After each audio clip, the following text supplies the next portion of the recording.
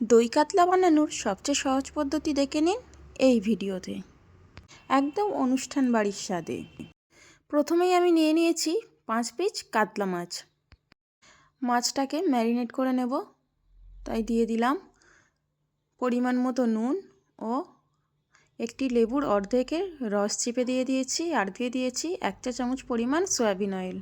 খুব ভালোভাবে মাছের 2 পিঠ মাখিয়ে নেব এবং মাছটাকে কিছুক্ষণ রেস্টে রেখে দিয়ে এখানে একটা মশলা তৈরি করে নেব, যার কারণে নিয়ে নিয়েছি আদা ও রসুন, কাজু বাদাম, আর নিয়ে নিয়েছি 4টে কাঁচা লঙ্কা, 1/2 চা চামচ পরিমাণ মৌরি, আর দিয়ে দিয়েছি 1 চা চামচ পরিমাণ পোস্ত।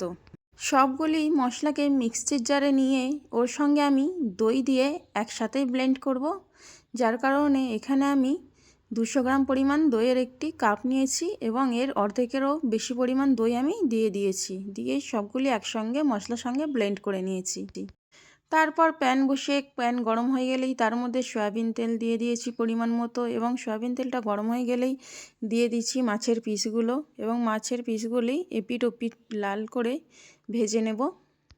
এক পিঠ হয়ে গেছে, সবগুলি মাছ আমি উল্টিয়ে দেব, দিয়ে দু সাইড খুব ভালোভাবে ভাজা হয়ে গেলে তুলে নেব একটি পাত্রে।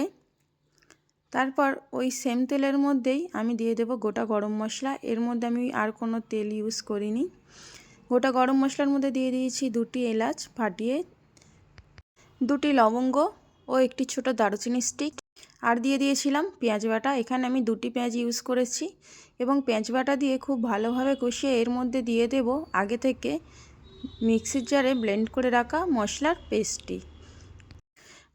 পেস্টটি দিয়ে খুব ভালোভাবে মশলাটাকে কষিয়ে নিতে হবে যতক্ষণ না পর্যন্ত মশলা থেকে তেল ছেড়ে দেয়। তো কিছুক্ষণ মশলাটাকে কষানোর পর এর মধ্যে আমি অ্যাড করে দিচ্ছি 1/2 চা চামচ পরিমাণ ধনিয়ার গুঁড়ি দিয়ে আবারও আমি খুব ভালোভাবে মশলাটাকে কষাতে থাকবো। তো দেখো মশলা থেকে তেল ছেড়ে দিয়েছে। এইবার আমি দিয়ে দেবো মিক্সি জারটি ধুয়ে খুব সামান্য পরিমাণে পানি দিয়ে খুব ভালোভাবে নাড়িয়ে চাড়িয়ে যখন পানিটি ফুটে আসবে দিয়ে দেবো স্বাদ মতো লবণ, এবং তারপরেই তরকারির বলক চলে আসলে দিয়ে দেবো ভেজে রাখা কাতলা মাছগুলি। তো কাতলা মাছ দিয়ে আবারও খুব ভালোভাবে নাড়াচাড়া করে দেব এবং কিছুক্ষণ ফুটতে দেব, প্রায় 2 থেকে 3 মিনিট পর্যন্ত, যাতে করে মাছের মধ্যে মশলাগুলি খুব ভালোভাবে প্রবেশ করে। তারপর দিয়ে দেব 1/2 চা চামচ পরিমাণ গরম মশলার গুঁড়ি, দিয়ে আবারও খুব ভালোভাবে মিশিয়ে দেব, আর দিয়ে দেব গোটা 4 কাঁচা লঙ্কাগুলি আমি গোটাই দিয়েছি। তোমরা যদি ঝাল চাও তাহলে কাঁচা লঙ্কাগুলি একটু চিড়ে দিতে পারো। তারপর এর মধ্যে আমি অ্যাড করে দেব 1 চা চামচ পরিমাণ ঘি, এবং ঘি দিয়ে 1 মিনিট মতো ফুটিয়েই ঢাকা চাপা দিয়ে আমি গ্যাসটি অফ করে দিলেই রেডি হয়ে যাবে দই কাতলা। তো যাদের কাছে মনে হয় দই কাতলা রেসিপিটি অনেক কঠিন, তো তোমরা এই পদ্ধতিতে রান্না করবে। এই পদ্ধতিতে রান্না করলে খুব তাড়াতাড়ি রান্নাটাও হয়ে যায় আর পদ্ধতিটাও খুব সহজ। তোমাদের যদি এই দই কাতলার রেসিপিটি ভালো লেগে থাকে অবশ্যই একটি লাইক করে দিও আর কমেন্টে জানাবে কেমন হয়েছে।